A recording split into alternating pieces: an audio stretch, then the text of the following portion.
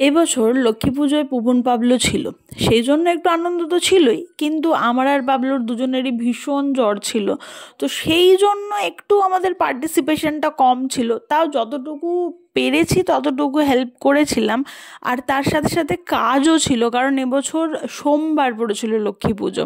তো মা মোটামুটি সকালবেলাতে প্রিপারেশন স্টার্ট করে দিয়েছিল।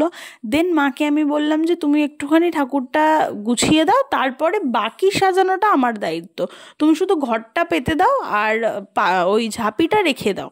তো আমাদের মূর্তি পুজো হয় না, আমাদের এরমভাবেই লক্ষ্মী পুজো হয়, যেটা বহু বছর চেষ্টা করা হয়েছিল যে মূর্তি আনার, কিন্তু পসিবল হয়নি, কারণ ঠাকুরই চায় হয়তো এরকমভাবেই পুজোটা হয়ে যাক আমাদের যতদিন হবে।